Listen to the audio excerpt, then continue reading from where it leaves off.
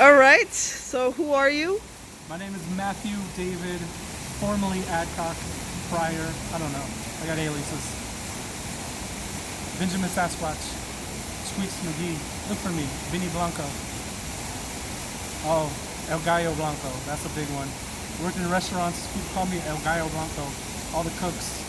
Because my last name was Adcock, and I'm white, so the big white cock. I was cool with it. Nice. So what do you want to talk about? Whatever you want to talk about. We can talk about sports, music, my time in Hollywood, whatever. Time in Hollywood sounds good. All right. What do you want to talk about with Hollywood? It's a weird damn place. Hollyweird is the real name it should be. Hollyweird. Hollyweird. Well, it's always been said that it's a lot of fakes out there. Oh, it's completely fake. If you find someone that's from LA to begin with, or from Hollywood specifically, it's like a needle in a haystack. The only person I can think of is Pauly Shore, because his mom ran the comedy store. But there's nobody from Hollywood, and there's nobody that's lived there longer than 10 years. You want to leave. It's a stepping stone. So what took you to Hollywood or LA? Acting. I've wanted to be an actor since I was 5. I saw my favorite movie as a kid was Ghostbusters. It was also my favorite cartoon, the real Ghostbusters. And I told my mom, Mom, I want to be a Ghostbuster when I grow up. And my mom, being the realist she is, she was like, Matt, there's no such thing as Ghostbusters. They're not real.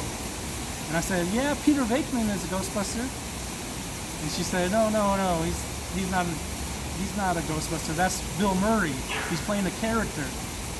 And I said, so what's Bill Murray? He said, oh, Bill Murray's an actor. I want to be an actor then. And ever since then, because of Bill Murray, my God, I wanted to be an actor. 5 years old. I had to, in fact, in middle school, Riverview Middle School, shout out, Vikings.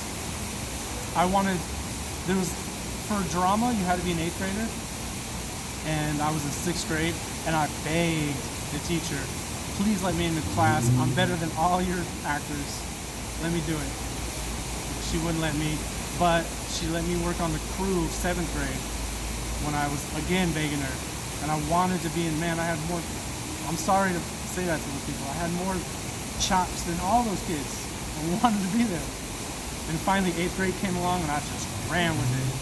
I was class clown, I was a school goofball, so it just fit.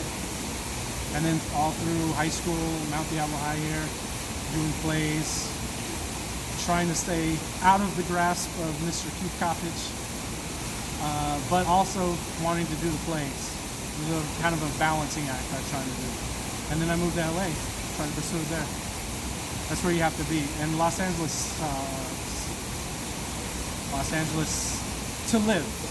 It might be better now, but in the mid-2000s, to live in Los Angeles was terrible. I lived in San Diego for a short time. I love San Diego. I definitely moved to San Diego. Bay Area is great for California, but LA, like you said, is phony. Nobody's real there. Everybody's superficial, fake. Nobody's from, like I said, nobody's from LA.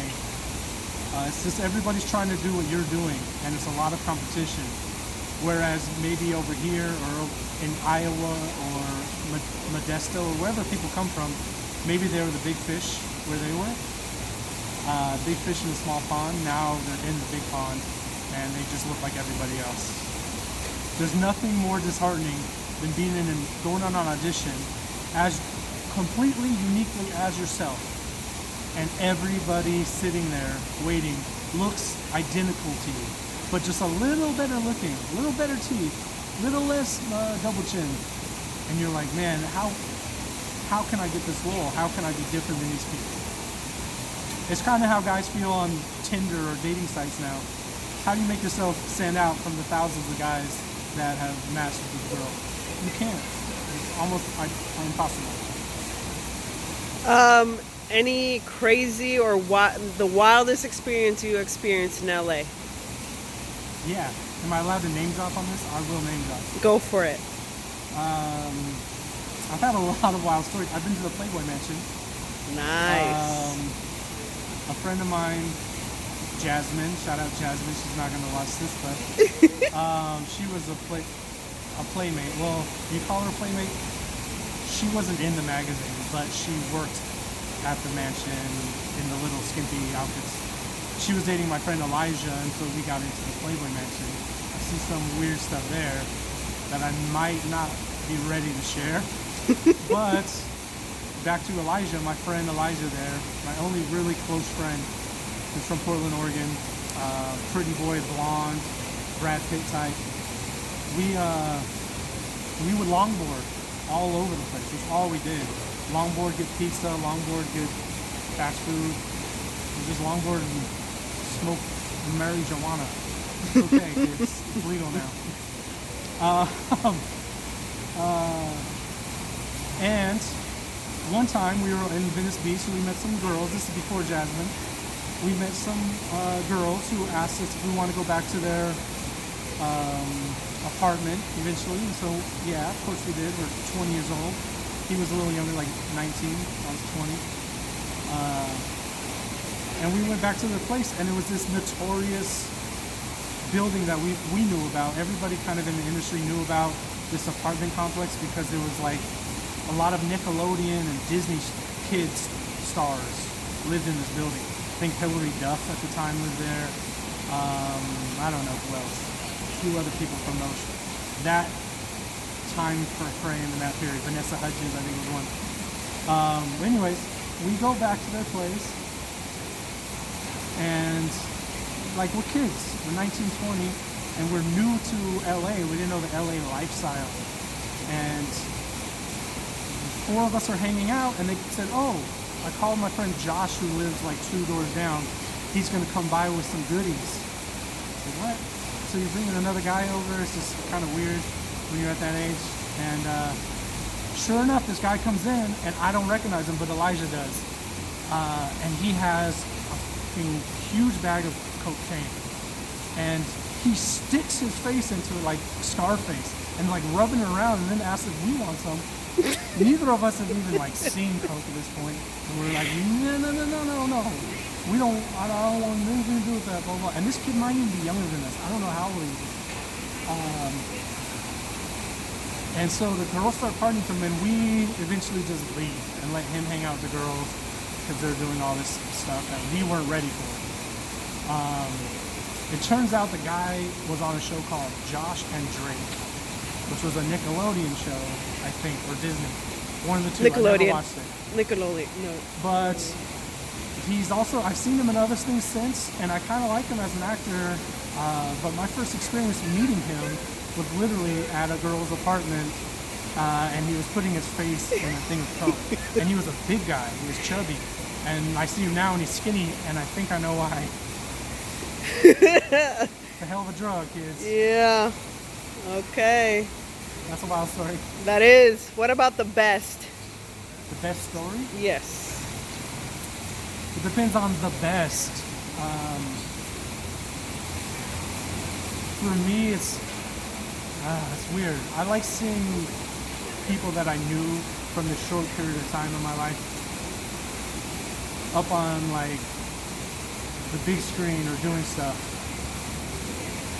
So that's probably the best. The best experience was probably the Playboy Mansion. I also did meet a friend of mine, nothing sexual, but a girl. I met her at a Hollywood party because it was those types, fake and phony people. It's a kind of industry party that made me hate LA the way I hate it now. I don't hate LA, I keep saying that. I just like living there. It's fun to visit. It's the best place to visit.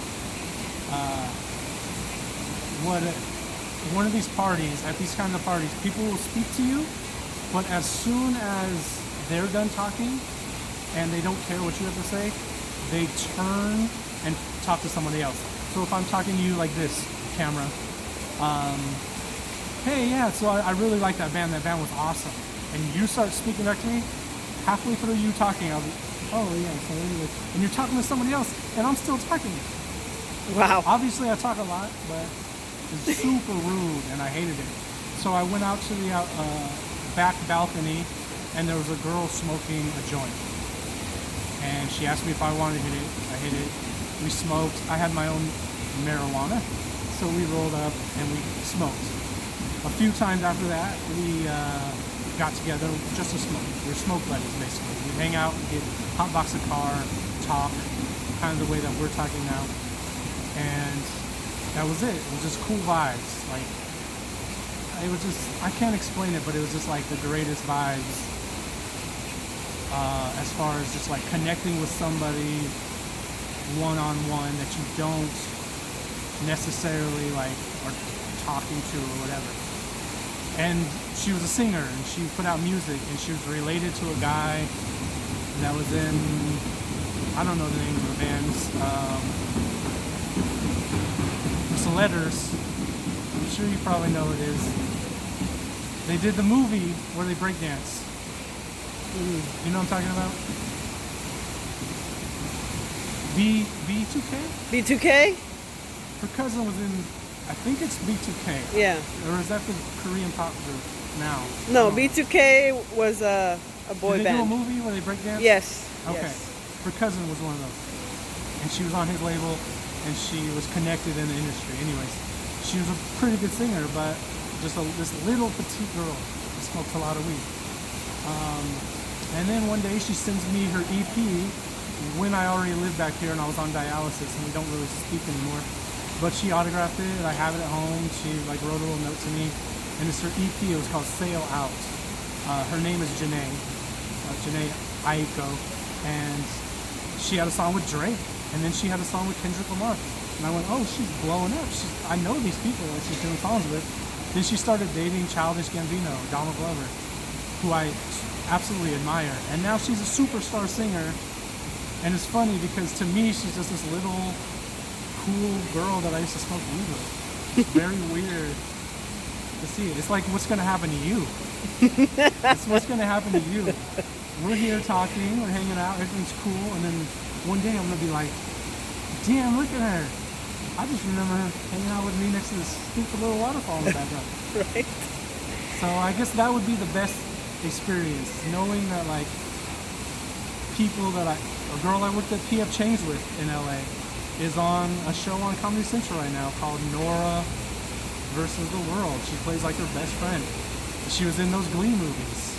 She played the one with the accent, even though she doesn't have an accent in real life. So it's crazy to see like people that you knew, that you worked side by side with, doing that. But it's also disheartening because you're like, I could have been there. Maybe I could have been there. Is it still in the books? Acting? Maybe. I went back to school. I got my degree in broadcasting. I do a lot more behind the camera. I definitely don't have. I mean, I could play a character actor, which would be better, anyways. And I do acting. I act here and there.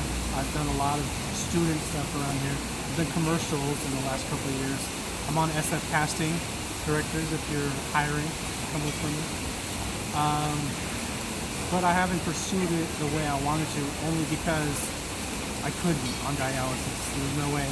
And living in San Francisco. I don't want to live back in LA, and unfortunately, you kind of have to. At least to get your feet in. Then you can move wherever you want. Or New York. Any tips for these kids? Any tips for who? These kids. These kids? Yeah. Our audience. Don't do hard drugs. Smoke weed only. That's not good advice. I'm sorry, kids. For children acting out there right now, or teenagers, or people looking to. Number one thing is be genuine. The biggest thing I learned on sets also is kindness. People remember kindness, and people want to work with kindness. If you're difficult, or you're hard to deal with, or you're stuck in your ways, people don't want to work with you anymore. They find you hard to work with. And you eventually you're kind of kicked to the curb in the industry. It's happened to so many people that you know that you wonder where'd they go. That a lot of times is the reason. They're just not friendly people. The friendliest people get all the opportunities. Take Adam Sandler for example. I love Adam Sandler. He's supposed to be one of the nicest guys, if not the nicest dude in Hollywood. He has all his friends in his movies. He hasn't made Uncut Gems, but most of his movies in the last 15 years have been shitty. But he keeps getting movies because he's friendly. People like him. People want to work with him. So he's never going to be out of work. I mean, he never has to work again. He's a billionaire, but maybe he's not a billionaire. I don't know. But do that, other than like Russell Crowe, who you never see anymore, because apparently he was just really difficult to work with. He still does movies here and there, but he's not the A-lister that you remember from Gladiator and whatever, because he's very difficult to work with, from what I've been told. Russell, if you're out there, hire me for something, man. I'm sorry. I didn't mean any disrespect, but you're supposed to be a dick. I don't know. That's hearsay. So yeah, kindness. I would say kindness and genuine. Be genuine. You can always. People can see through bullshit. I mean, not to get too political, but there's an orange guy in the White House right now. We see through his bullshit. It's not hard to. So be yourself. I know it's so corny and so overused. Just do what makes you happy, and the best will come. Like this YouTube channel right here. She's doing exactly what makes you happy, and it's gonna get somewhere. I know it is. Just keep pushing. Don't try and find an angle. Be you, and it'll push through. Yes. All right. Any advice? Any final words? Famous last words?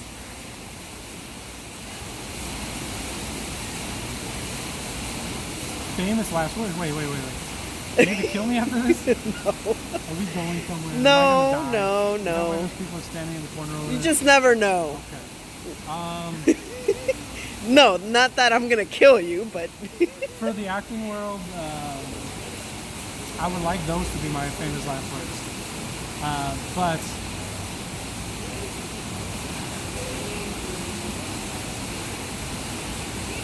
maybe do what makes you happy. I can't stress that enough, that happiness over everything is the way it should be. I have a hashtag that I tried to copyright the hashtag, but I found out you can't. But I use it for every post that I put up on my travel page, and that is find your happy. Whatever makes you happy, do it. If it's making your day better, if it's bringing mental stability to your life, if it's putting a smile on your own face, you're laughing at yourself when no one's around, that's the best. Do that. Be happy without making somebody else unhappy, hopefully. Maybe if you can make yourself happy and you're not hurting anybody in the process, do it. And find like-minded individuals, people who think like you do and are interested in the exact same stuff. That's where happiness lies, I feel like. Whether it's who you're with in a relationship, or if you're solo, you want to be solo. The friends you surround yourself with, the activities you do in the day, everything. Just don't ever compromise your happiness. Even with work, you're gonna have to work in some shitty situations. Find ways to make it funner without losing your job. And eventually, hopefully, if you keep at other things that make you happy to balance it out, you don't have to do that anymore, and you can just focus on the happy. So I work my ass off in order to travel the way I do. I travel a lot. I've been in over 20 countries in the last 2.5 years, pre-COVID, because that's what makes me happy in the moment. And I do that completely out of pocket, completely out of pleasure, no business involved. Although I make it my business. I'm trying to figure out ways now to make travel a job. Maybe have a travel YouTube channel. That's the start of it. I have a new 4K computer where I can edit in 4K, which is going to be revolutionary. I can put my drone footage and my GoPro footage on there. So do that. Do something that makes you happy. For you, I would suggest doing something in the broadcasting world as well.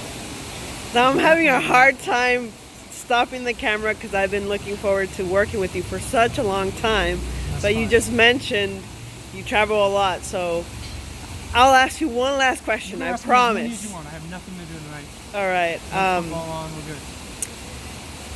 What is something that not many people know about you? That's what I want to know. 9 inches. No, I'm just- Oh, okay. For real? It depends. If people don't know a lot about me and they only see social media me, I get the impression that people think I'm maybe vain or something because there's pictures of myself. I've deleted like, I don't know, I had 200 photos. I have like 50 up now. I don't like having more than that. I don't like looking at photographs of myself. I hate it. I'll post something and I'll never want to see it again. So I think the fact that I'm super easy to talk to, I'm super laid back, like the most chill person you can deal with. Like, I don't get mad. I've rarely gotten mad in relationships I've been in for years and years. They'll tell you I never raised my voice, maybe once, to the point where they kind of get annoyed that I'm not more,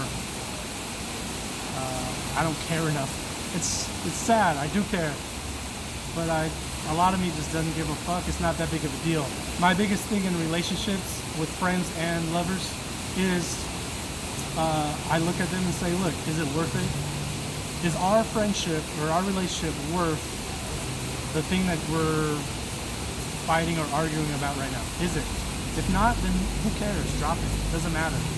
Get over it super quickly. I think one thing a lot of people who only know me through social media don't get is that I think my goofiness comes across.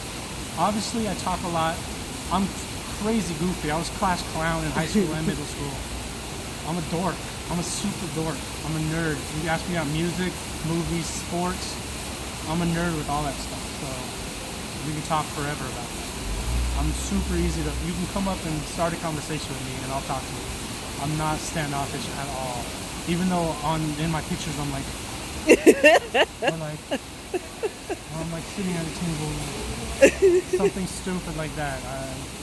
I call it pointless empowerment to improve self-esteem on social media. That's really all it is. It's because I have low self-esteem and I need to push my ego up sometimes. And that like button does that. So please like my photos. That's it. In this video. And this video. Like this video. Subscribe. Always hit that notification bell. You know how to do Let it. them know. Let them know. All right. Yeah. Thank you. All right. Thank you, sir. Bye. Bye-bye.